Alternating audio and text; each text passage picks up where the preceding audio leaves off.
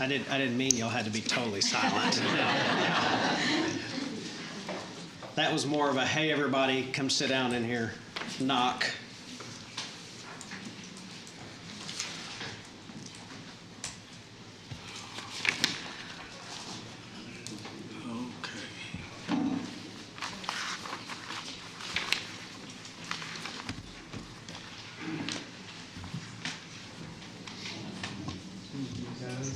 Hey, you're good. All right, we on? All right, welcome to the Tuesday, March 5th, 2024 Tarrant County Commissioners Court meeting. I now call the meeting to order. Tim O'Hare, County Judge. Present. Roy Charles Brooks, Commissioner Precinct 1. Present. Elisa Simmons, Commissioner Precinct 2. Here. Gary Ficus, Commissioner Precinct 3. Here. Manny Ramirez, Commissioner Precinct 4. Here. Constitutes a quorum. Excellent. Today's invocation will be led by Pastor Parky Coburn with Capstone Church in Benbrook. And our pledges, I will lead those, so please rise for the invocation and pledges. Thanks for being with us, Pastor. Thank you very much. Let's pray together. Father, we come before you today by virtue of the blood of your Son, Jesus. We are so grateful that your word tells us that if any man lacks wisdom, let him ask of God, who gives to all generously without finding fault. Lord, we're not asking you to bless our plans and our ways. We're asking you to show us a new and living way today that will be a blessing to this community. Father, I pray for this court, and I pray that your wisdom will rest upon them, your compassion, your equity. Father, minister to them and through them today as they serve this community. We give you the thanks and the praise and ask all these things in the name of Jesus for the glory of God. Amen. Amen. Thank you. Please join me in the Pledge of Allegiance to our flag. I pledge allegiance to the flag of the United States of America and to the republic for which it stands, one nation, under God, indivisible, with liberty and justice for all. And now the Texas flag. Honor the Texas flag. I pledge allegiance to thee, Texas, one state under God, one and indivisible. Thank you. You may be seated. All right, Mr. Merritt, what agenda announcements do we have here? Good morning, Judge and Commissioners. A couple of notes for this morning. Number one, F is in Frank, the number 1. That item will be held until after closed. We're going to receive a briefing and close from legal on that. Item I-2 is going to be held for a later meeting. Item B2 under the Auditor section has been pulled from consent. Items H1 through H4, all 4 under Facilities Management, those are being pulled from consent. Item L1 is being pulled from consent. And item P1 under the Sheriff's Office is also being pulled from consent. Just as a note, in your red folders for items A1 and H1 through H4, you have revised court communications to include additional backup in your red folders. That's all we have. All right. Thank you, sir. Announcements from the commissioners. Any announcements from any of our commissioners? Yes. I would like to take this opportunity to remind everybody about our Precinct 2 Kidney Health Screenings and Wellness Expo this Saturday, March 9th, from 10 a.m. to 2 p.m. at the Arlington Sub Courthouse. It is especially fitting to remind everyone that March is National Kidney Month. So I hope we can see folks out there. Our RSVP list has exploded, but there's room for more, so come on out. I'd also like to thank my town hall panelists from last Thursday.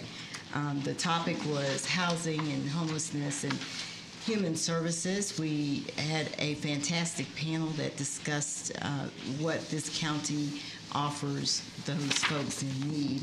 And so we had Mr. Bruce Frankel from DRC, Mr. Wayne Pollard from our housing department, Ms. Sharon Downs from our Human Services Department, Mindy Cochran, the Executive Director of Arlington Housing Authority, and Lauren King from Tarrant County Homeless Coalition. So it's a well-attended town hall and just great information from the panelists. And that's it. All right, any others? Yes, sir. I would like to remind everybody that this is Super Tuesday, and Texas is a part of Super Tuesday. So there are primary elections going on even as we speak. Those of you who have not yet voted, if you want to be excused from this meeting to go vote, we will not think badly of you for doing that. In any case, the polls will be open until 7 p.m. so that you can have ample opportunity to go and vote for the candidate or candidates of your choice. If you don't vote, I don't want to hear you complaining. All right, anything else? Okay, seeing none, we will move to employee recognition. I know we have many of you here today. I'm going to ask our 5-year employees to please stand as I call your name so we can recognize you as a group. Alicia Carr, Ryan Conley, Anupam Giemeyer, Alicia Hall, Erica Holt, Erica Lopez, Vanessa Luna, Alexandra Ortega, Kyle Pasula, and Lynetta Wilson. All right, thank you all.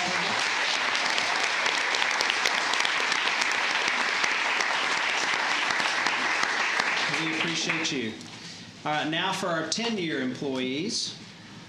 We have Mario Alanes, Joe English Jr., Joseph Garrett Jr., Delmira Mondrachia. Do we not tell the 10 years that we recognize them? This is like every time we do this. Janelle Maddox, David Pack, Ashley Ramos. There we go. Everyone else holding out for the watch, you get a big round of applause.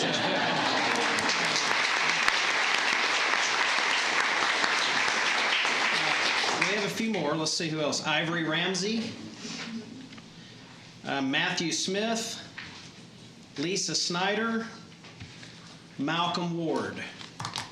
Okay, wow. So all 10-year employees are now removed, but you, congratulations.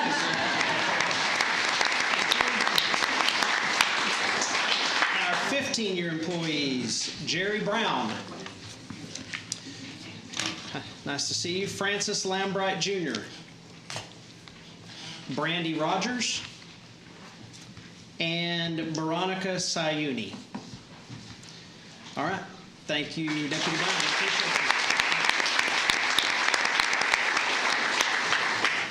Okay, 20-year employees. We start with Sarah Bruner, Stephen Cannon, Elizabeth Falcon, and Rainey Webb.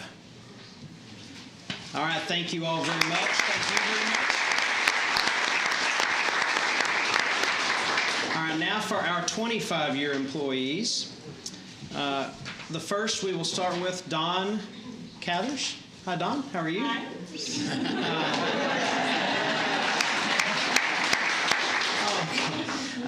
Dawn is with the auditor's office. She's an encumbrance auditor. She was born in Anchorage, Alaska. Very cool. Seen the Northern Lights. Her mom was in the Air Force. She graduated high school from Abilene Wiley, went to college at Texas Tech and got a degree in restaurant and hotel management. She has one daughter who's 26 years old. A fact no one knows about her, she was an Army ROTC in college. What she likes to do for fun, she loves to vacation. Her favorite place she's been is the Big Island in Hawaii, and where she wants to go are England and Italy. She has been a payroll clerk, an AP auditor, and a grants auditor. And she has a couple of different memorable moments. One is the 2000 tornado, and also just new buildings that have been built, specifically the parking garage, because that got rid of the trolley, which is well before my time, so able to park close to work. And what she likes most about Tarrant County is the people that she works with. So thank you, Dawn, for your 25 years.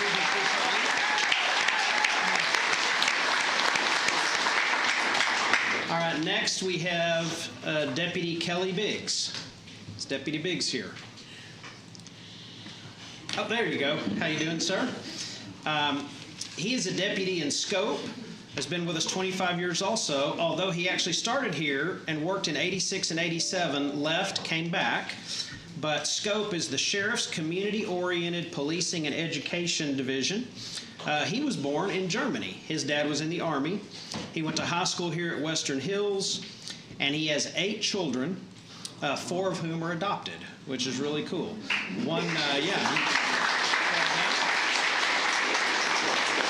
They range in age from 17 to 29, the first set of 4, or the most recent set of 4, and then 30 to 39, the oldest set of 4. He's had multiple jobs here. He's been a dispatcher, a jailer. He's been in deputy patrol. He worked for the Undercover Drug Task Force, and he has spent 12 years in Scope. Also worked for Bosque County. What he likes the most is the leeway he is given to do the events and assist the public in all his endeavors. He really enjoys teaching and working with other nonprofits to make the community safer and stronger. And he does something that's really neat. He's the president of a local nonprofit, and they do all kinds of amazing things. They do crafts with a cop at Cook Children's. They do fosters for fishing.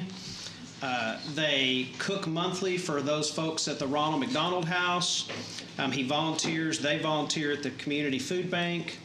It's called the Texas Chisholm Trail Crime Prevention Association, and he's very proud of that. They do seminars where they do internet safety for families. They do human trafficking seminars. They do domestic violence seminars. So a very, very worthwhile thing that you give a lot of your time to. Thank you very much, Deputy Biggs, for your 25 years.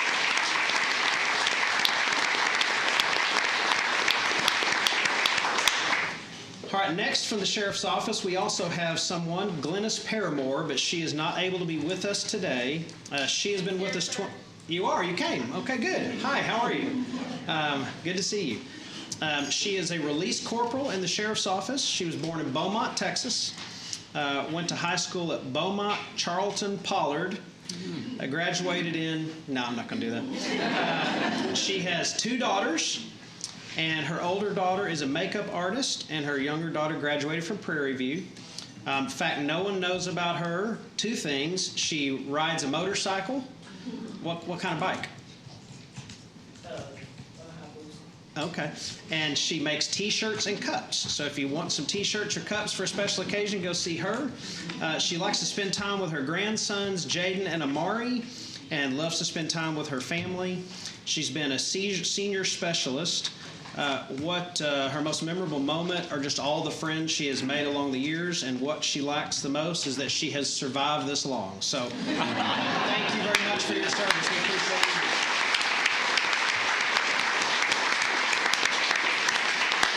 All right, also with the Sheriff's Office, we have Captain Randy Cundiff, and I do believe he is not here today also, or not here because his mother is sick. So remember her in your prayers.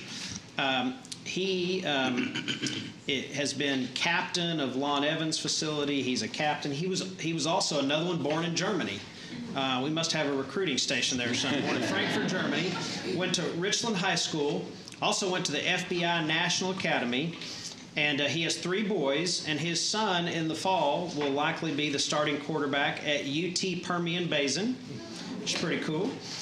He is actually fluent in German, and he next season will enter his 33rd season of coaching Pee Wee football, and he has never had a losing season, which is pretty good. And what he likes the most about Tarrant County is that he met his wife here at the county. So we hope your mother gets well soon. Thank you, Captain Cundiff, for your service.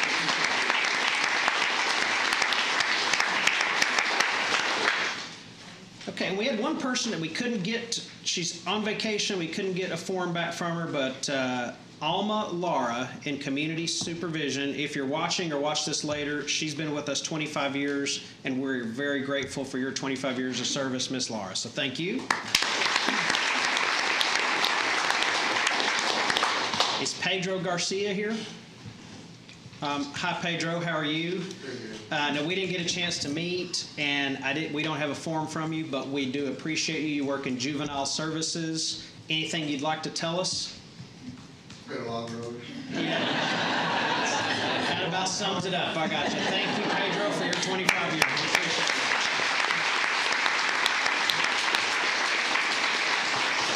All right, our last 25-year person is Cindy Williams from the CDA's office. Cindy here? Cindy did not make it today. Okay. So she has a fascinating job. She is the managing attorney of DFPS, which is basically CPS. She manages this unit. Looks like she's done that for all 25. No, she's been in the unit for all 25 years. Manager for 9 years, and they represent CPS in cases where a child may be removed from the home. She was born in Fargo, North Dakota. Went to high school there in North Dakota. Went to college at TCU, and got a degree in criminal justice. She also went to Drake Law School. She's been married for 32 years. She has 3 girls. And one of the things she says nobody knows about her is that she is from Fargo. But she also regularly participates in her family in something called the Bike Ride Across Iowa, which is a long bike ride that they do as a family, and it's a chance for her to get back up to where she's from and have a family reunion. She loves to ride her bike and go skiing. She actually worked 5 years for Tarrant County before she went to law school, so she's really been here 30, but for however they calculate this, it's 25 here. Her most memorable moment was when her husband surprised her with a hot air balloon ride over 20 years ago over Des Moines. And I did not know much about their department, but we talked quite a bit about what they do and just how difficult a job that is, but how important and valuable a job that is. So, Cindy, thank you for your 30 years of service with Tarrant County.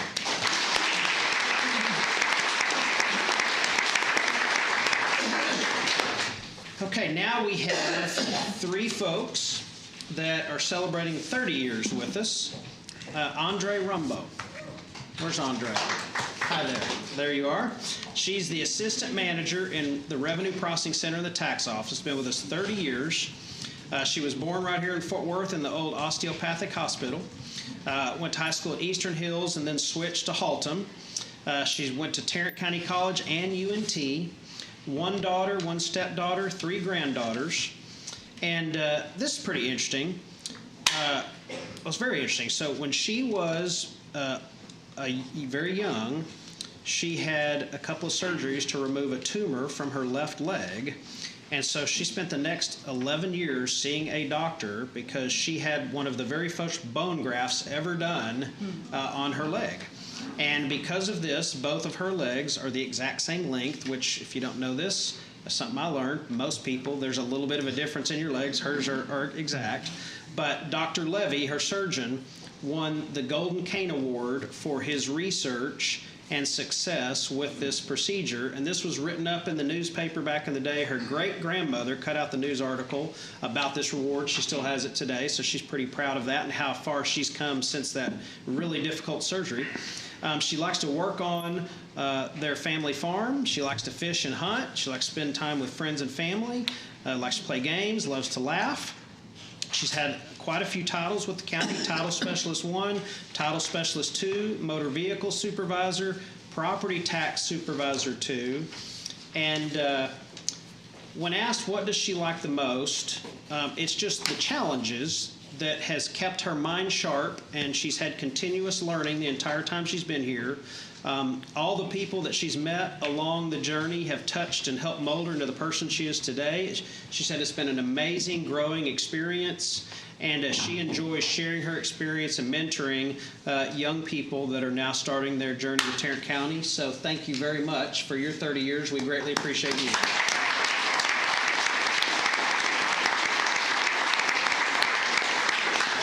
Next we have Laura Medina.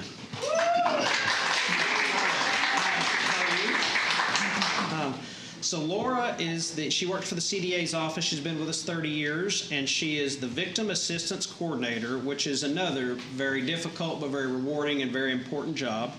She was born in Fremont, California, went to Milpitas High School in Milpitas, California, which is in the Silicon Valley, went to Mission College in Santa Clara, has 2 kids, Nathaniel, age 26, and Cassandra, age 23. She belonged, in fact, no one knows about her, she belonged to a roller skating club for several years back in the 80s. You weren't like in roller derby, were you? No, okay. She joined a women's tennis club when she first moved to Texas in the 90s for social interaction and exercise, and she actually has had an article published in Texas Prosecutor for TDCAA, the Tarrant District Attorney and Association, in 2013 about a very special victim. She was married in September of 23 after 17 years of being single. Her husband and her love to cook together, and they enjoy dancing, rollerblading in the park, and traveling. Her favorite place to go is Lake Tahoe. She has had multiple other titles within the county: administrative assistant within public health, legal secretary in the protective order unit in the mental health department with the DA's office, and then for the last 18 years, the victim assistance coordinator. Most memorable moment, when she received a call from the former Director of Victim Services Coordinator, Sherry Shainfeld, asking her to be a part of her team, and after she interviewed for the position, she knew she found her purpose. Which is nice when you can find that. Not a lot of people in the world can say that. She likes working together with prosecutors and investigators to seek justice on behalf of crime victims. She loves being a part of giving the victim their voice, which far too often is lost in today's world. She loves to receive the feedback from the victims after a trial, how they are moving forward, going back to school, healing. And she participated in the mentoring program in Tarrant County, and I will tell you, it really was a pleasure to meet with you, Laura. Thank you for what you do, and thank you for 30 years here in Tarrant County.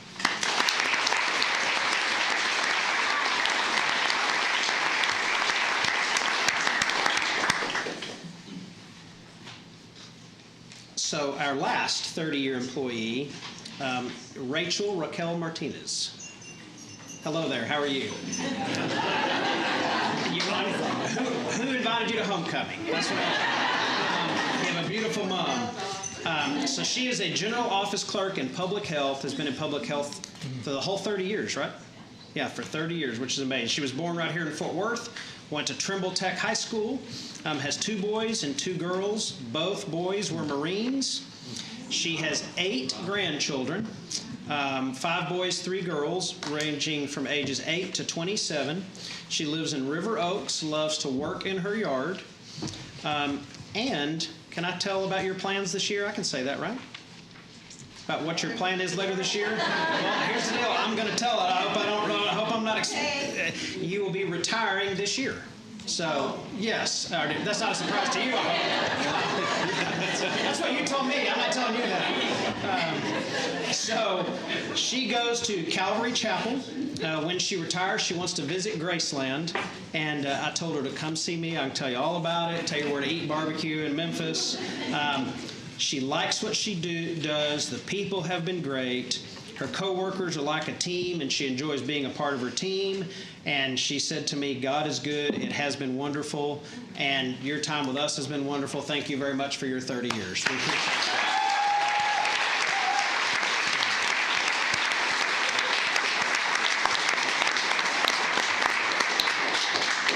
All right, and And I will move that we receive and file the employee recognition. Second. All right, we have a motion and a second. Please cast your vote.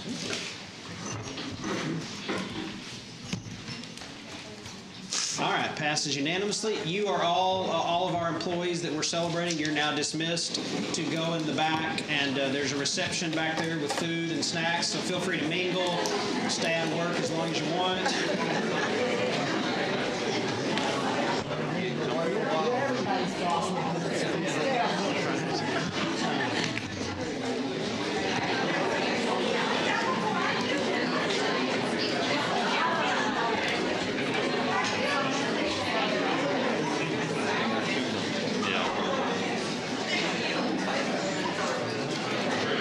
Let's make Helen feel better.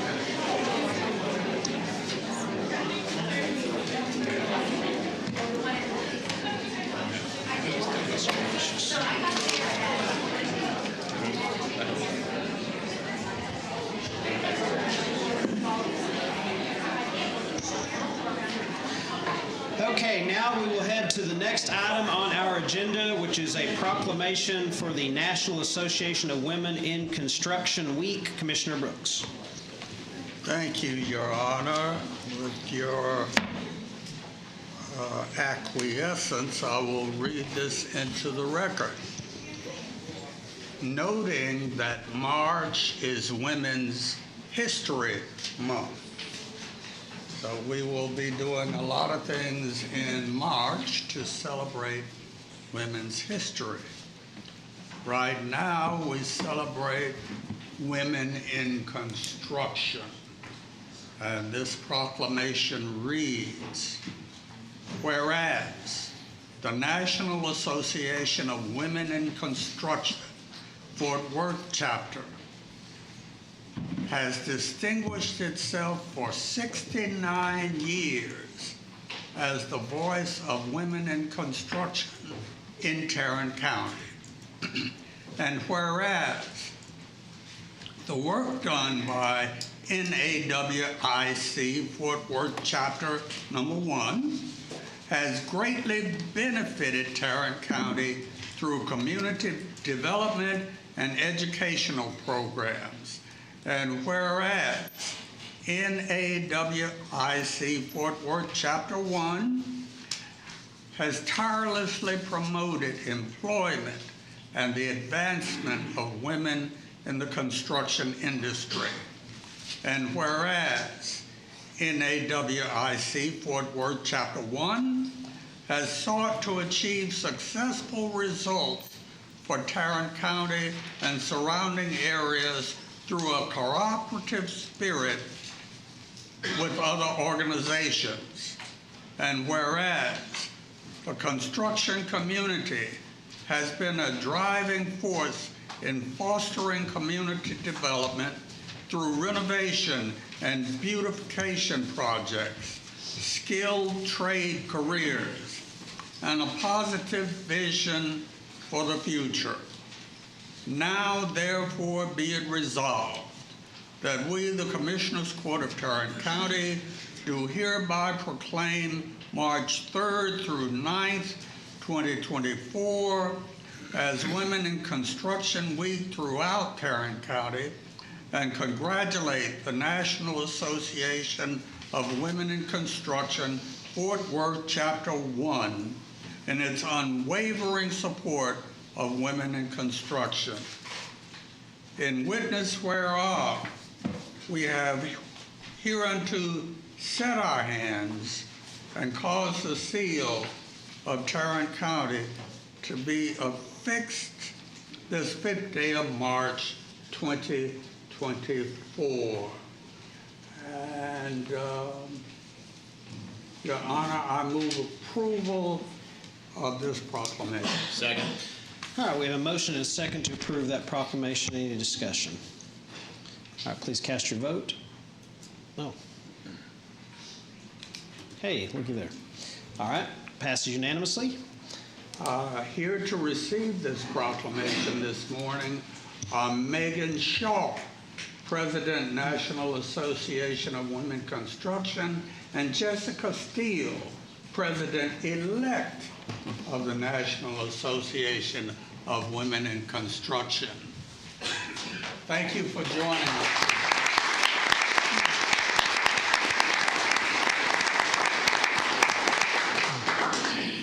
Can I say a word? I just wanted to say thank you very much to Tarrant County for giving this proclamation to the National Association of Women in Construction Fort Worth chapter and for recognizing Women in Construction Week this week. So thank you very much. Thank you. Would y'all turn around? Memorialize.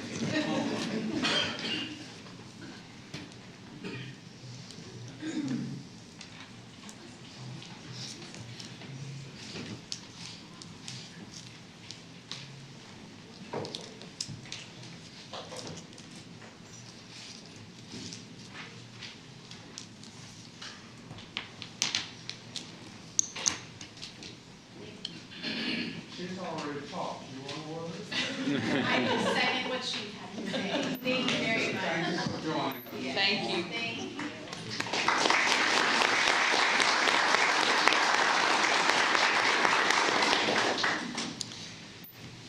you. And our next proclamation is also from Commissioner Brooks. This is National Social Work Month.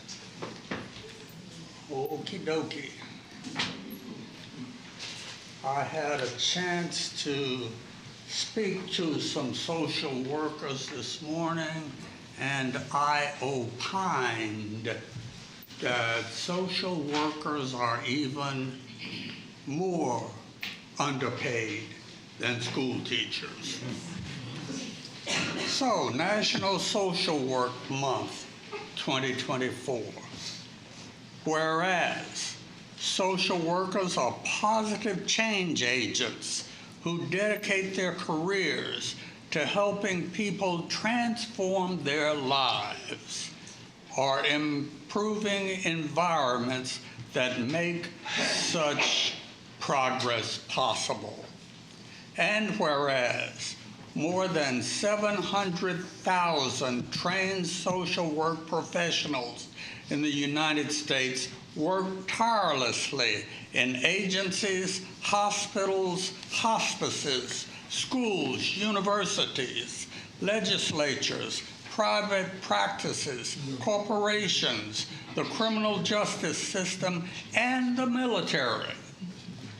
And whereas social workers are advocates for access, equality, and fairness, and improve the fabric of society by caring for those who have lost their voice. And whereas social workers help people explore new opportunities in the face of serious life challenges and changes, as well as work to change systems and customs that limit the ability of vulnerable individuals and groups to lead fulfilling and productive lives. And whereas schools of social work train socially conscious people to make a real difference in the world through service and leadership. And whereas social workers in the communities expand options and work to facilitate humane changes in policies and legislation that improve the lives of everyone. Now, therefore, be it resolved that we, the Commissioners Court of Tarrant County, do hereby proclaim March 2024 as National Social Work Month and call upon all citizens to join the National Association of Social Workers and the members of its North Central Texas Fort Worth area branch in celebration and support of the social work profession. In witness whereof, we have hereunto set our hands and caused the seal of Tarrant County to be affixed this 5th day of March 2024. And I move approval of this proclamation. Second. All right, we have a motion and a second to receive and file this proclamation. Any discussion there? All right, please cast your votes. All right, passes unanimously.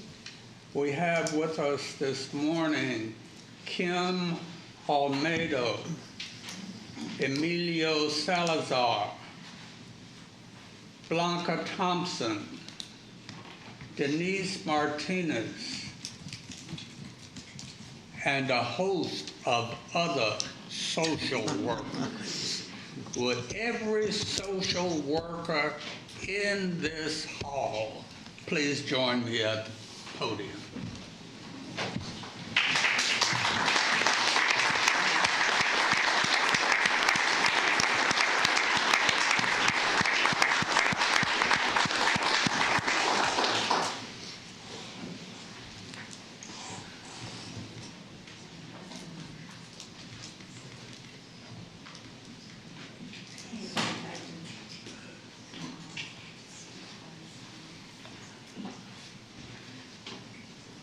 Gather around. Come on in. And thank you so much for all you do.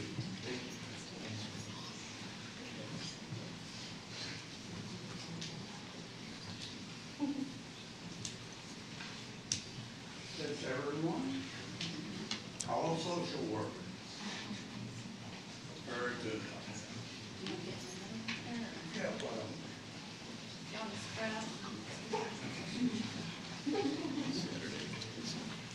you can't see the camera, it can't see you.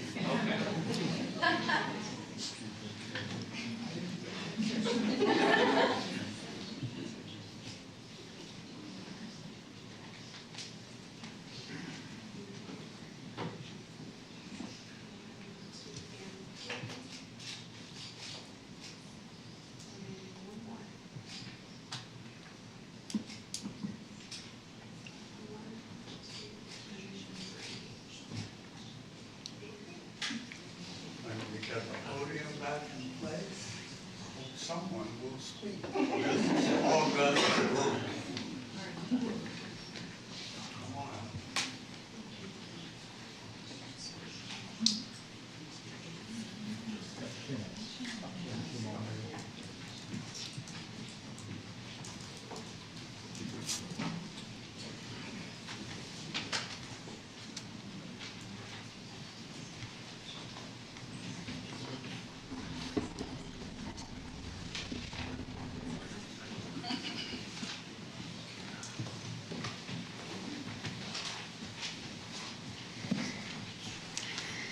Thank you, Commissioner Brooks, and all the commissioners.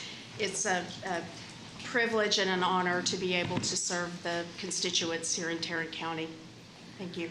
Thank you.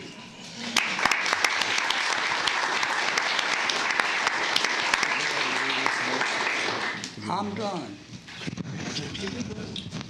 Did we vote on this? No, I don't believe we did. We did? We did vote? Okay, right. cool. Okay. Next up is a resolution recognizing the links. Commissioner Simmons. Good morning. As you've heard me announce, March is National Kidney Month. And so I am partnering with this fantastic organization, the Links Incorporated, to host the Kidney Awareness event and Health Expo that's happening when? Saturday, March 9th. So I want to thank the Links for their partnership, and particularly Dr. Lauren McDonald, who has, she is a Link and she's a nephrologist, and she has worked closely with my staff to get this planned. So I have a resolution for the Links this morning. Whereas the Links Incorporated was established in 1946 as an international not-for-profit corporation with a mission of friends transforming communities through service. And whereas during their more than 75 years of service, they've created the Black Care KARE Kidney Awareness Resources and Education Program that raises kidney health awareness in response to the higher rates of kidney failure in the Black population. And whereas about 37 million American adults have chronic kidney disease and most are unaware, the loss of kidney function over time significantly reduces the body's ability to filter waste and excess fluid from your blood. And whereas the rates of kidney disease and kidney failure is higher in the Black population due to medical and non-medical disparities stemming from a lack of access to medical, housing, resources, and kidney transplantation. And whereas the Links Incorporated has spread awareness nationwide through intervention-based programs focused on prevention, detection, and management of chronic kidney disease. And whereas the Links Incorporated strongly encourages citizens to get tested and maintain a healthy lifestyle through activities such as eating a balanced diet and staying active. Now, therefore, be it resolved that we, the Commissioners Court of Tarrant County, do hereby recognize the Links Incorporated for their unwavering efforts in spreading awareness of chronic kidney disease. In witness whereof, we have hereunto set our hands and caused the seal of Tarrant County to be affixed this 5th day of March 2024. I move approval to accept this resolution. Second. All right, we have a motion and a second to receive and file the resolution. Any discussion? Please cast your vote. Judge, you do have a public comment on this item. Yeah, we were going to bring her up in a second, but if you want to speak before everybody else does, you're welcome to, Ms. Bivens. Whatever you call. Okay, all right.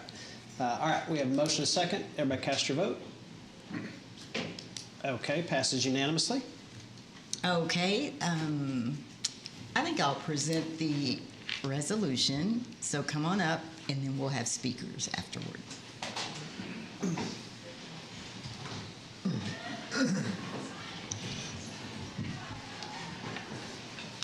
Among this august body of links. Okay, go for it. I just want to be able to sleep with both eyes closed.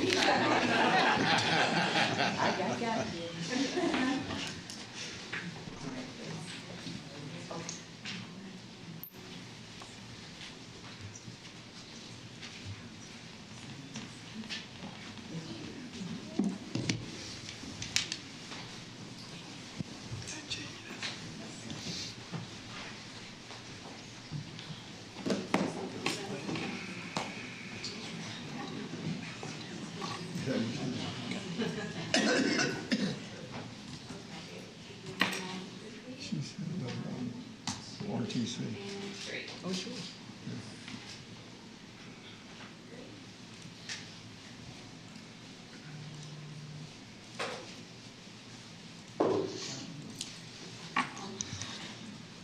All right, thank you. And then if someone from the group would like to speak, feel free to do so. And then Mayor Pro Tem of Fort Worth, Gina Bivens, will speak also.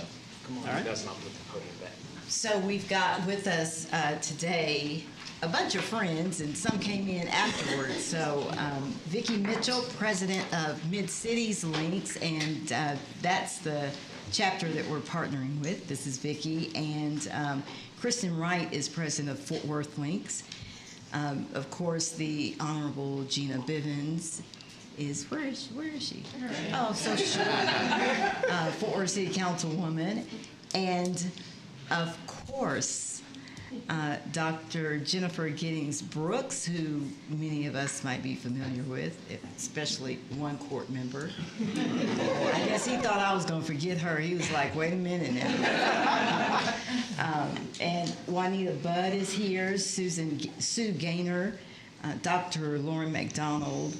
I see Pam Harmon. I see Kim. Thank you all for being here. And so let's hear from whomever. Okay. Okay. Thank you, Commissioner, and thank you, everyone else in Commissioner's Court. I'm Dr. Lauren McDonald. I'm head of the Health and Human Services chair for our chapter. Much like Commissioner Brooks said, today is Super Tuesday. I'm going to say, know your blood pressure, know your creatinine. If you have urinary protein, stay as close as possible to your ideal body weight to avoid kidney disease. Thank you.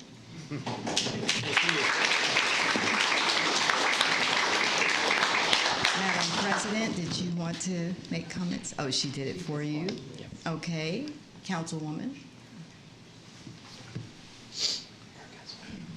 Thank you. I want. All right. She's used to a podium. Good morning to the court. It is a pleasure to be here on Super Tuesday, Commissioner. I did have to go to 2 locations to vote today, but that's not my complaint. I don't have a complaint. Judge, I need to thank you for sending Manny to be with me on the Regional Transportation Council. He gives great assistance to me and Gary as we fight for the right to be Tarrant County. Commissioner, I'll be watching your retirement because I leave in 2025. I want to know what gift they give you. Because right now I've not been real impressed with those departing gifts for council people. But I'm here for my friend, Commissioner Simmons. As we talked early on, I told you there may be very few initiatives you bring that will get majority support. Mm-hmm. But you have chosen to do something that will touch everyone. That's how you win. That's how you win. You change people's lives.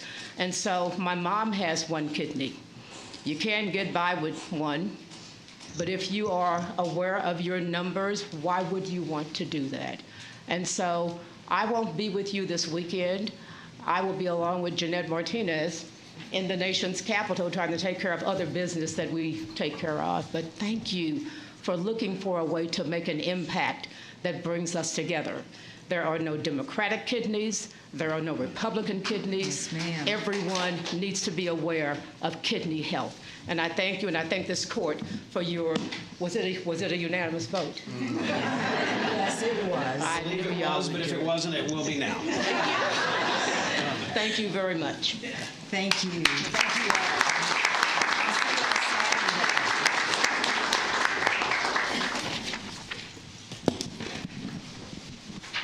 And I believe that brings us to today's consent agenda as amended.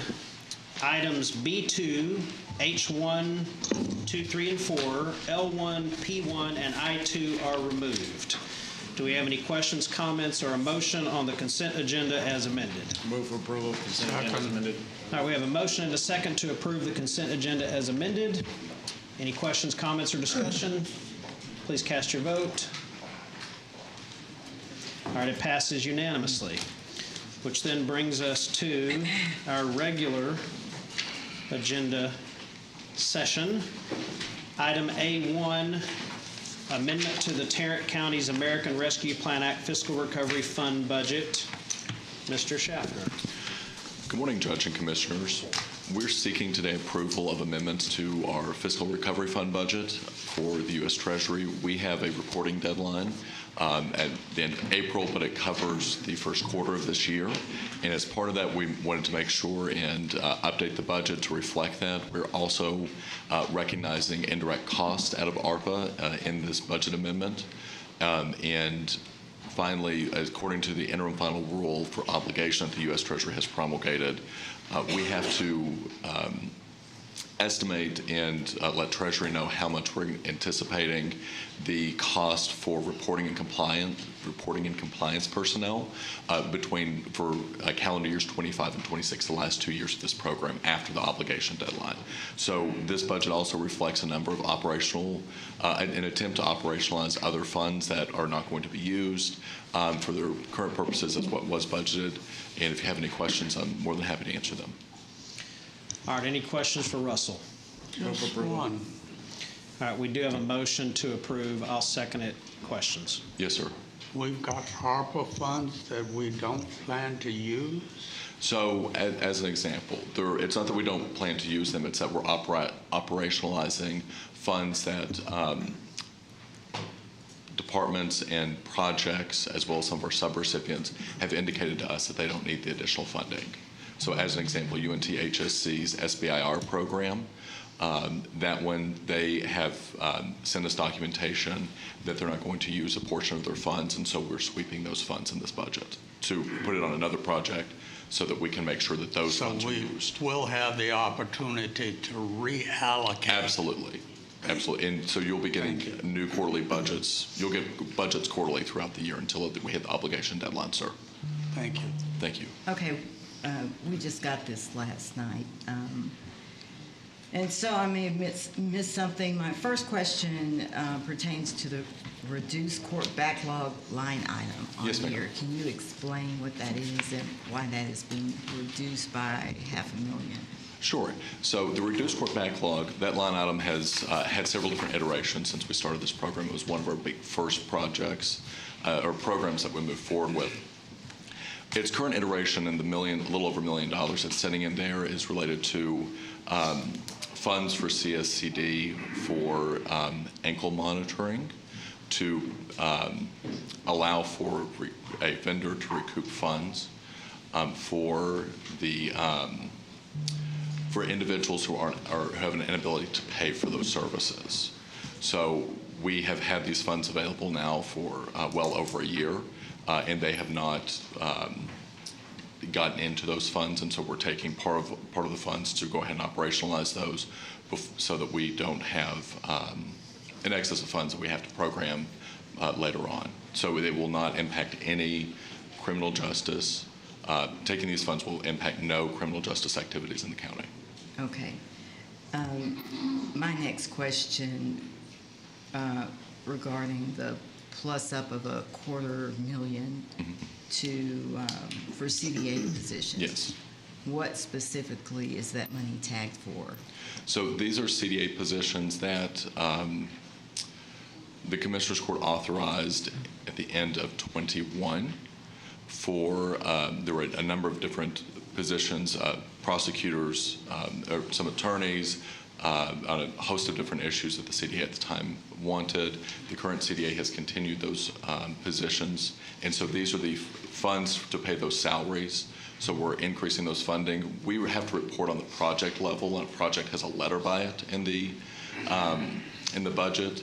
So the CDA program, we're adding $250,000 to, but the project as a whole will be in the positive so that we can report positive.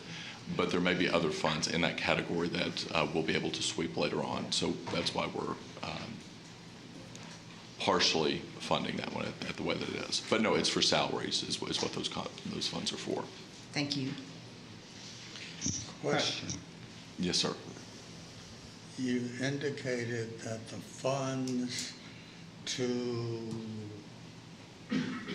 aid the judiciary in reducing the backlog of cases had gone unused. Yes. Yet the backlog of cases is as high as it's ever been. Can you speculate as to why those funds have not been used to lower the backlog of cases? We can only fund programs that were brought to fund, and we have consistently. There are other funds in here that do impact court backlogs, and they have for the life of the ARPA program. But as far as funds specifically to reduce that backlog, the programs that we have allocated funding for in here are either have ended or are ending. Well, it would seem to me that the fact that we have a backlog of cases that is high, that the judges, among others, are aware of that fact, that fact impacts the populations of our jails, and it impacts the lives of those people who are trapped in the criminal justice system until something happens with their cases. It's illogical to me that there's a resource sitting out there to help lower the backlog, and nobody has used that resource to help lower the backlog. I know this is not your responsibility. I'm speaking to those whose responsibility it happens to be. Y'all need to get up off your benches and do something. It's illogical and expensive to taxpayers. There you go. Because you've got people sitting in jail. I mean, I could say the same thing I say every week. Thank you. All right, any other questions for Mr. Schaffner? All right, we do have a motion and a second to approve this amendment. Any further discussion? All right, please cast your votes.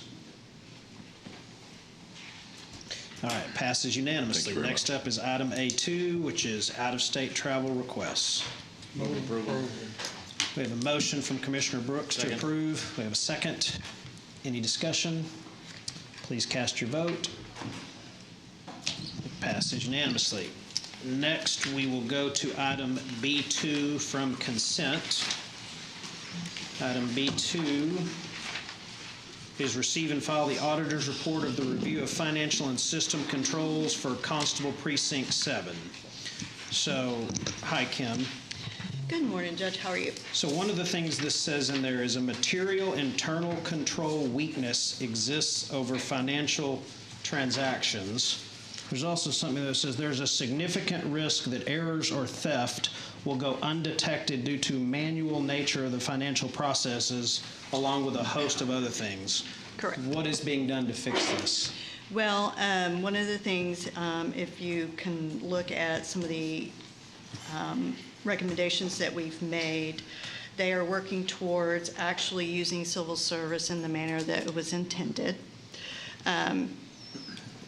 This individual was working outside of the system and for some reason was not using the system that went live back in January of 2022. And so once it was brought to their attention, the constable's attention, they're working through that with their team. Okay, so what if there are not corrections made, then what are the options available to the county? Well, that may not be your question to answer. I would say if there's any loss, it would definitely be the elected official would be liable. But we did do extensive testing. Just to give you a little bit of background, last summer we did a cash count, and this is kind of, we had some red flags because there was receipts, deposits left on the desk and things like that. So we did a more in-depth review, and during that review we made sure that everything was accounted for. Sloppy, absolutely, but we were able to account for the receipts. Okay. All right, anybody else have any questions? I would like to point out that the auditor's report indicates that the constable has accepted each and every recommendation that was made, and that the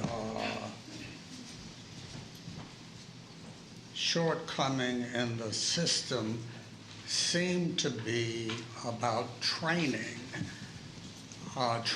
in the new software, and that is being remedied. The clerk responsible for that is getting trained. The constable is now aware, and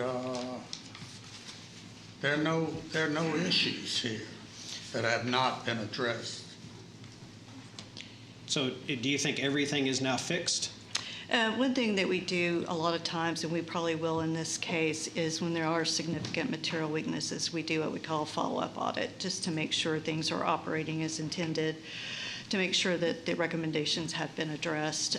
One thing that our office is doing is putting together some desktop procedures for the managers, because we can't hold them accountable if they don't know what the expectations are. So that's something that our office is taking on, and we're working with a couple of the different court constables, managers who are very savvy and can help us with that, to get that pulled together for everyone.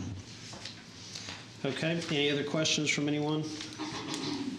All right, so the item is to receive and file the auditor's report of the review of the financial and system controls of Constable Precinct 7. Is there a motion? To receive and file. There's a motion to receive and file. Second. Any further discussion? Please cast your vote. All right, passes unanimously. Thank you. Thank you. Next up, I believe would be item F1. We're holding that till after close. Oh, Your that's Honor. right. Yes, F1 sir. is held till after close, so I think that would take us to H1, 2, 3, and 4. And we do have a speaker signed up for, I think they meant that. Ms. Terry, is this what you're trying to speak about? Okay. All right. Thank you, Your Honor. We are seeking approval for 4 items this morning. First one is approval of amendment number 1 to the professional services contract with Air Balancing Company in the amount of $112,000 for the Correction Center BAS project. Is this only taken off due to the speaker? Yes. Okay. Why don't you go ahead and step up to the podium? Before she comes, I'd like to point out that all 4 of these items are related, and they're related to getting us the heck out of Garza. It's part of our solution. It has to be done in order to get us out of there by September 30th, and that's why we're doing it.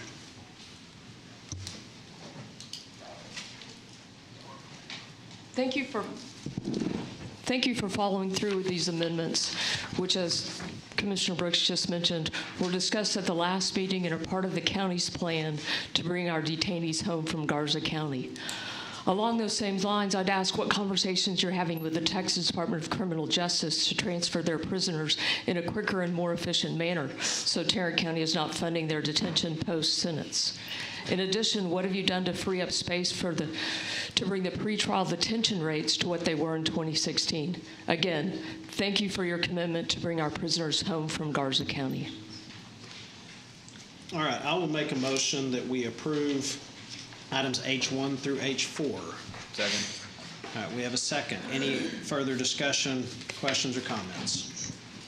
All right, seeing none, we have a motion and a second to approve item H1 through H4. Please cast your votes. Okay, this passes unanimously. Thank you. Thank you. Which then brings us to item J1, I believe. Good morning. Good morning. Good morning. So we have just the one item. Today we're asking the court to approve a waiver of terminal benefits. This is for the purchasing department. This request is made in connection with the retirement of Ms. Lee's office manager. She retired at the end of January with 370 vacation hours. So here we are in March, so obviously some time has passed. So Ms. Lee's request is that the court allow her to waive 178 vacation hours. This will be a cost. There is a cost associated with it to the general fund of approximately $2,400. In visiting with budget and with purchasing, there is money available in Ms. Lee's current budget to absorb this cost of approximately $2,400. Move approval. All right, we have a motion to approve. Do we have a second? Second. Yeah, we have a second. Any discussion on this item? All right, seeing none, please cast your vote. All right, passes unanimously. Thank you. Next up, I believe we will have item L1. That is interlocal agreement between Tarrant County and the City of White Settlement regarding remote video magistration. Good morning. Good morning. IT is asking for approval of the interlocal agreement with the City of White Settlement to expand our remote video magistration to their facility. Move for approval. Second. All right, we have a motion to approve the interlocal agreement with White Settlement and a second. Discussion. Yeah, I had some comments. I just wanted to say I'm very happy to see the expansion of remote magistration to White Settlement. Again, I keep talking about the importance of access to video magistration. So let me outline it one more time. Arrestees who are provided access to video magistration bond out at approximately a 50% rate, meaning they never hit our jail doors. Arrestees that do not have access to remote magistration almost always end up flowing through the doors of our jail and waiting inside for some period of time until they can get their bond hearing remotely from inside the jail. This is a tremendous waste of jail staff time, and it does have some impact on bed space availability. It is in all of our interests as we approach the accelerated end of the Garza contract to increase both the access to remote magistration for municipalities and the utilization rate of remote magistration by those municipalities. To that end, Mr. Merritt, I would like staff to develop a comprehensive report that shows the municipalities and entities that have been provided remote magistration equipment by the county, and also the rate at which they are utilizing that equipment as a function of their total arrestees. Yes, ma'am. So I'd like to see that. Would love to know how much we spent on the equipment. How much we spent? Is it about $2,000 per, give or take? Ish, yes. Okay. If you want exact numbers, we're certainly happy to get. Every one is different. Some people have all their own infrastructure, some don't. But if you'd like a breakdown by location, we can certainly get that to you if you'd like to see that. Yeah, who's using it, how much we spent. Okay. We should have all that available on the project site. We'll get that I'll for you. get that to you. All right. Thank you. Because the city of Fort Worth has made it clear to us through their 10% utilization rate that they are uninterested in participating in a constructive manner in video registration, and likewise unconcerned with the resulting impact on our jail staff and jail population. I would be curious as to what other municipalities have been doing. So, thank you. If I may, just this morning I received an update that the City of Fort Worth is looking at relocating their video magistration equipment that would allow them to increase their utilization of the equipment. So we are continuing to stay in touch with them on that. All right, we have a motion and a second. Any other questions? Just a comment that this video magistration is a key priority for this Commissioner's Court. And every new adoption is a step forward. All right, anything else, Commissioners? All right, seeing none, we have a motion and a second. Please cast your vote on this item. All right, passes unanimously. I believe we are now to 01. So we have a speaker on 04. Commissioners, take a look at 01 through 3. See if you have any questions on any of them. If not, I would make a motion that we approve items 01 through 3. Second. We have a motion and a second to approve items 01, 2, and 3. Any discussion? All right, please cast your vote. All right, 01 through 3 are passed. Now on to item 04. It's a contract for disaster debris removal. Do we have any Melissa, anything you want to tell us on this?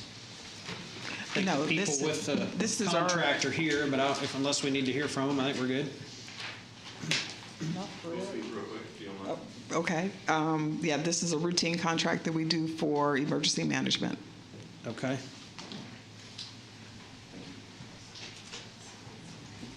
Good morning, Judge and Commissioners. My name is Cliff Kennedy with DRC Emergency Services. We're the awarded vendor for the debris removal contract. We just wanted to appear today, introduce ourselves, and say thank you. We're grateful for the opportunity.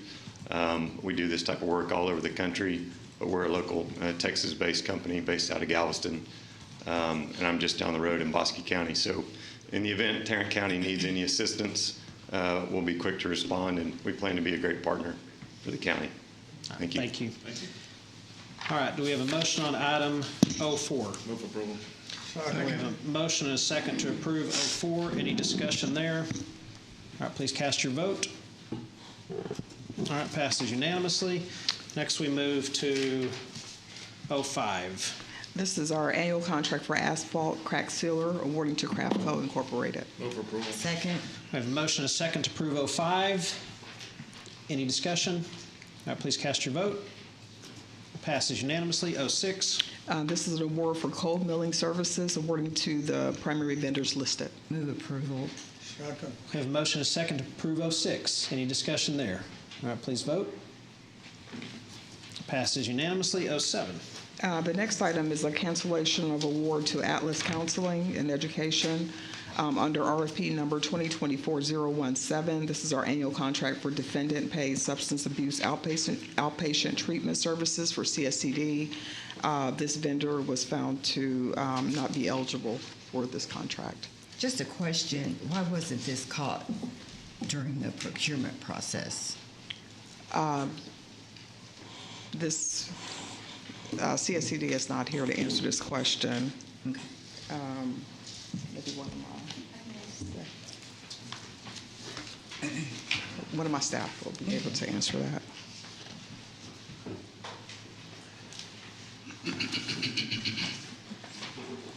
So the reason why it was not caught beforehand was there was several licenses that were part of the submission requirements, and as CSCD was reviewing all of the licenses, they mistook one license for another. So they were required to have a facility license, and the evaluation team from CSCD looked at the training license and thought that it also applied to the facility license, but it did not.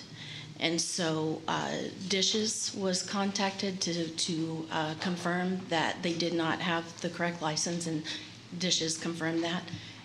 And so that's how it happened. Dishes is a state agency. Yes, sir, sorry. All right, I'll move to cancel the award to Atlas Counseling and Education. Second. We have a motion and a second. Any further discussion, questions, or comments? All right, seeing none, please cast your vote. All right, motion passes unanimously. Item 8 is permission to take bids and RFPs. Yes, this is permission for items A through E. Any questions on any of these items? Move approval. Second. We have a motion and a second to grant permission to take bids and issue RFPs. Yeah, I did have a question. Hold on just a second.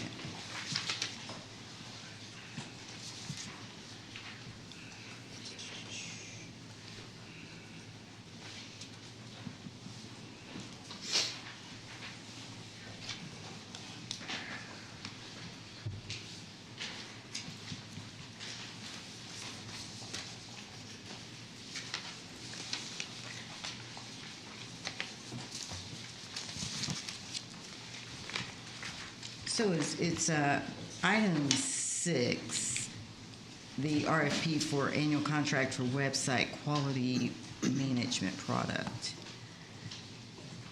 So are those folks here?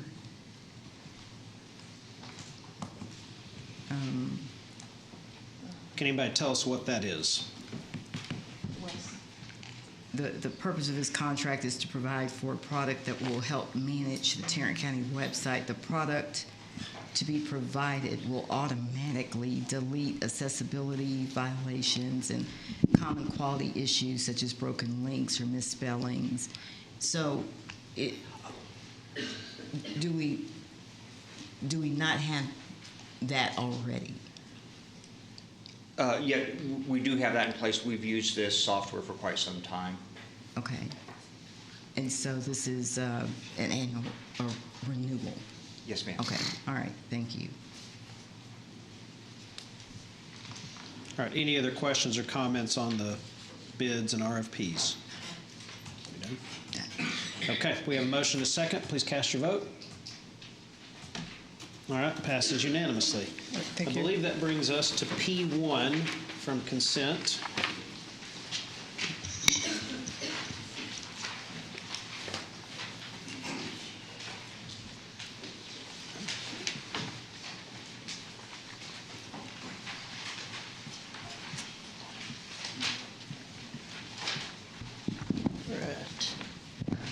Good morning, Good morning. Judge, Commissioners.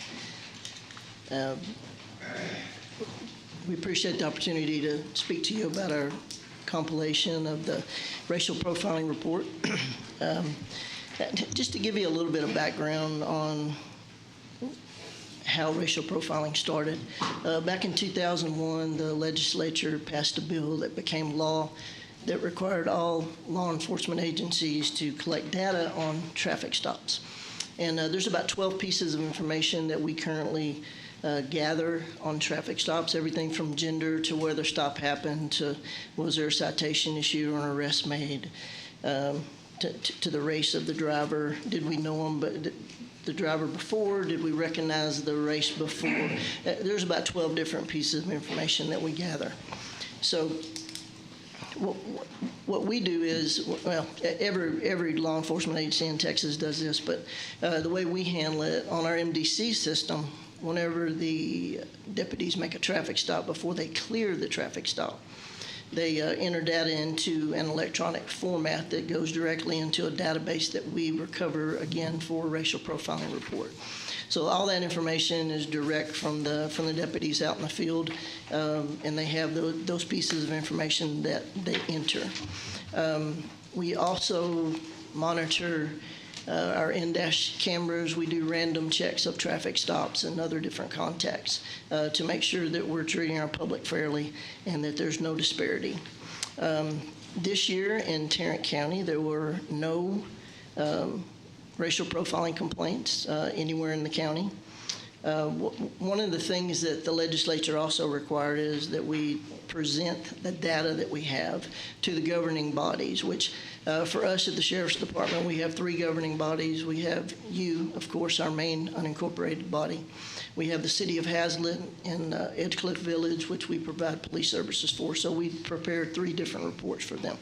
So getting into Tarrant County, I'll give you the highlights of the report, and then I'd be happy to answer any questions that you may have regarding the information. Last year, we stopped 12,891. We made almost 1,300 or 13,000 traffic stops in 23. That's about a 20% increase from the prior year, from 22. We stopped about 8,600 male drivers and 4,100, almost 4,200 female drivers. So that's about a 68 to 32% ratio. I don't know what that really says about male drivers in Tarrant County, but it's significant. It's 2/3 of the people that we stop. Of those traffic stops, we mainly, the purpose of a traffic stop is to correct poor driving behavior, dangerous driving behavior. So about 45% of our stops were initiated based on hazardous traffic violations, which would be speeding, running a red light, running a stop sign, unsafe lane changes, or any indicative behavior or dangerous behavior that would likely cause an accident if we did not stop them. We wrote about 1,400 citations last year. We had 843 vehicle searches of the almost 13,000 traffic stops. That's about 6.5% of all stops resulted in a search. Of the people that were searched, of the people that were stopped on traffic stops, of the almost 13,000, 52% were white, 23% were Hispanic, 21% were African American, and the other 4% were Asian, Native American, and Middle Eastern. We made 246 arrests. Of those arrests, 48% were of white drivers, 26% were Hispanic drivers, and African American were 24%, and the other less than 1% were Asian, Native American, and Middle Eastern. Of the searches that we conducted, 843 of them, which is 6.5% of all traffic stops, 44 were conducted with white drivers, 28% with African American, 26% Hispanic, and the other about 1% were Asian, Native American, and Middle Eastern drivers. Contraband was located in about 38% of those searches, 317 out of 843, with drugs being the leader of that, of 279 incidences. So those are the highlights of the report. I'll be happy to answer any questions that any of you may have. All right, any questions?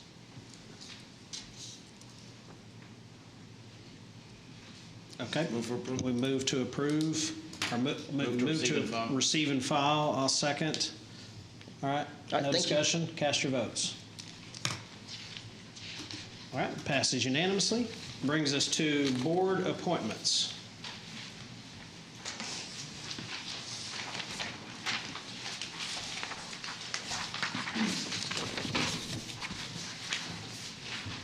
Any commissioners have any appointments? Yeah, I've got some.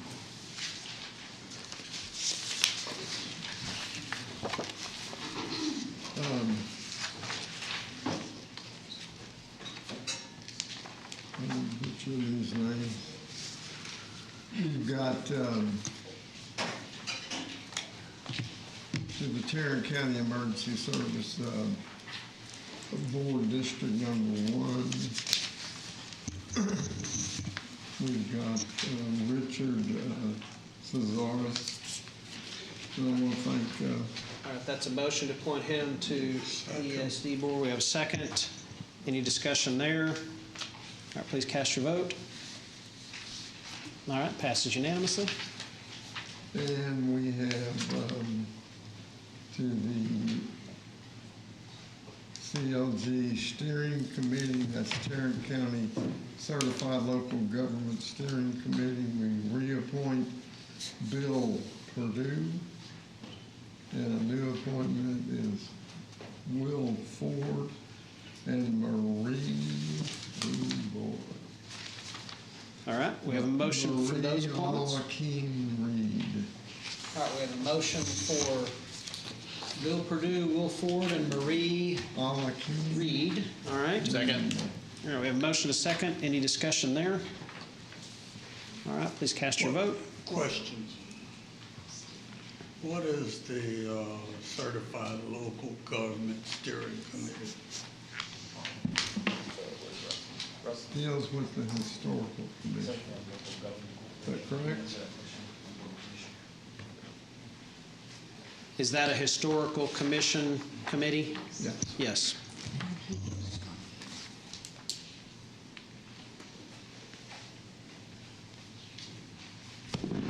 Yes, I believe it is a historical commission. All right, we have a motion and a second. Any other discussion on these items? All right, please cast your vote. All right, passes unanimously. Next up, we have the claims and addendum. Move approval of the claims including the addendum. Second. We have a motion and a second to approve the claims and the addendum. Judge, any discussion on that? I'm sorry. Yes. Claims and addendum was on consent. Oh, it was? Yes, sir. Okay. All right, well, we've already done that one, which brings us to announcements and comments from the commissioners. Anything else you'd like to add, court members? Go vote. All right, with that, we will move to public comments. First person I have signed up to speak is Christopher Wright. Mr. Wright here. Okay, no, Mr. Wright. Second person I have signed up to speak is Laura Lehman. Following Ms. Lehman is Nan Terry.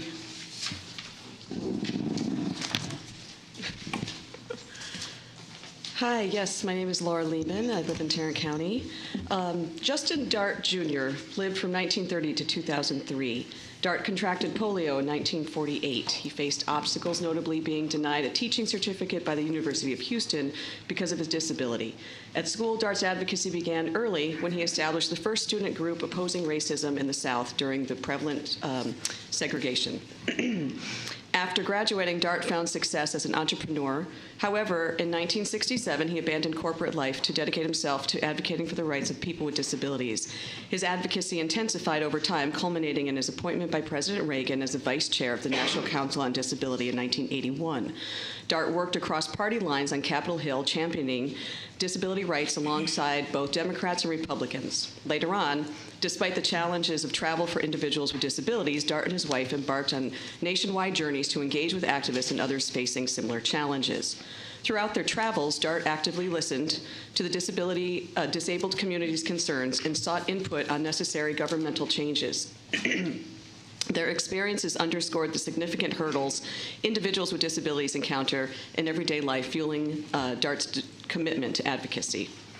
Access remains a paramount issue for individuals with disabilities, encompassing transportation, getting to and from places like grocery stores, libraries, schools, places of worship, and voting locations.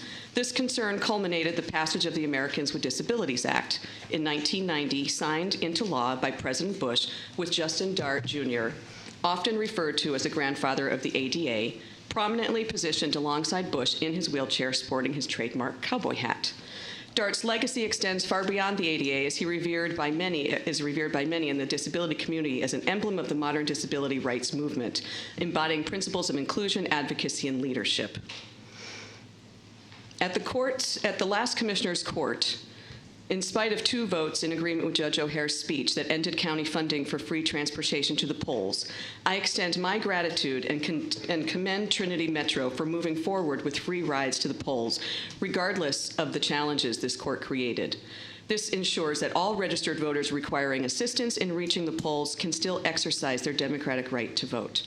In the wise words of Justin Dart Jr., vote as if your life depended on it, because it does. Thank you. Thank you. Following Ms. Terry, we have Carolina Rodriguez.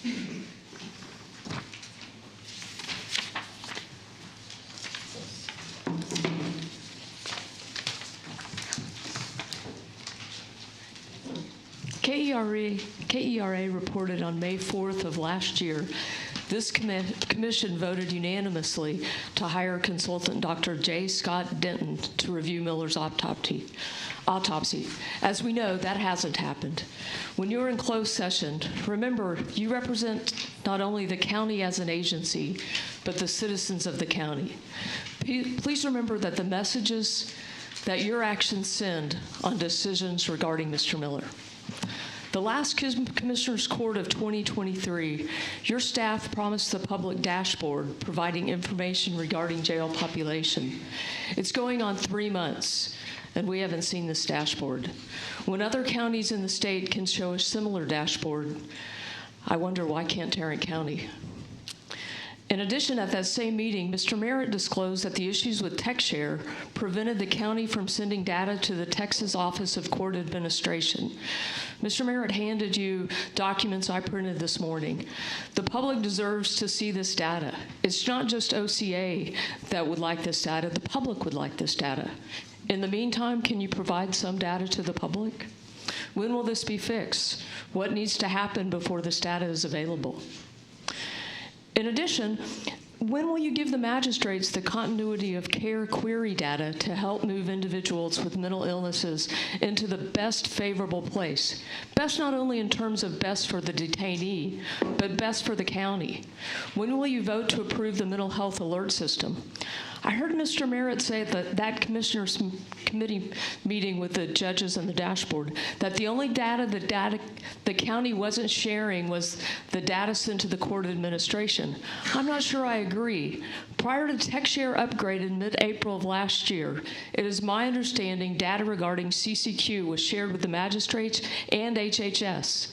I think that may have changed with the TechShare upgrade last April.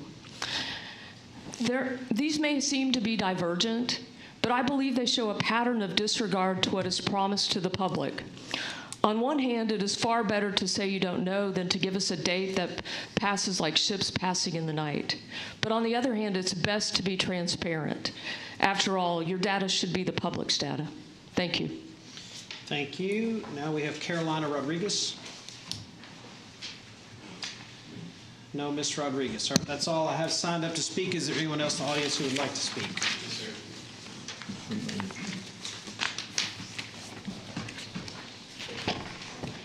Hello, my name is Josh Lucas. I'm a student of Bright Divinity. I work at Broadway, and I'm a co-lead of a criminal justice reform, jail reform group with the Justice Network of Tarrant County, a former member of the Broadway Baptist Justice Committee, and I'm just here to present some petitions that we've had signed. One of them is about too many deaths in the Tarrant County Jail. One of them is to support increased use of cite and release, and there's a letter with each of them. And then one is to support increased use of the Jail Diversion Center. So I just wanted to present those petitions to you guys today. Why don't you give it to him? Okie doke. How many signatures? There's a range. We did it at an event that we had. It ranges from maybe 20 to 50 on each. So, and we also had some letters that y'all might be receiving, just to encourage some basic things to help the flow in the jail. So that's all I have. Thanks, All right, guys. is there anyone else in the audience who would like to speak? All right, seeing none, please remain silent while I read the following. The Commissioners Court will now recess the open session and proceed to closed session to discuss items exempt under sections 551071, 072, 074, 076, 087, and 0725 of the Texas Government Code. We are now in recess.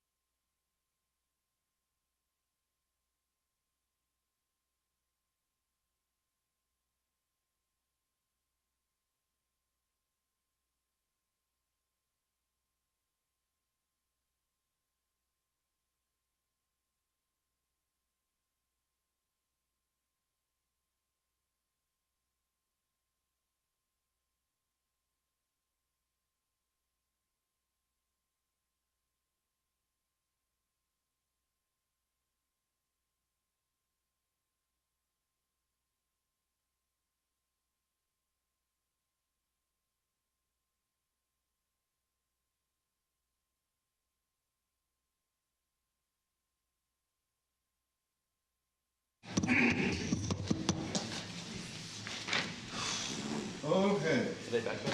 Yes. They're going to change the screen. There we go. All right, welcome back. We have returned from executive session. We have one item where we need to address it. That is item 10F1, which is the consideration of an attorney employment agreement engaging the law office of Kenneth East as outside counsel regarding a lawsuit that some of our jailers are involved in. Do we have a motion on this item? Second. We have a motion and a second to approve this contract. Any discussion? All right, please cast your vote.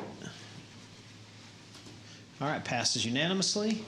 We have nothing else to discuss at this time. I'll entertain a motion to adjourn. So moved. We have a motion. We have a second. Cast your vote. All right, passes unanimously. We are adjourned. Don't forget today's election day. Please go out and vote.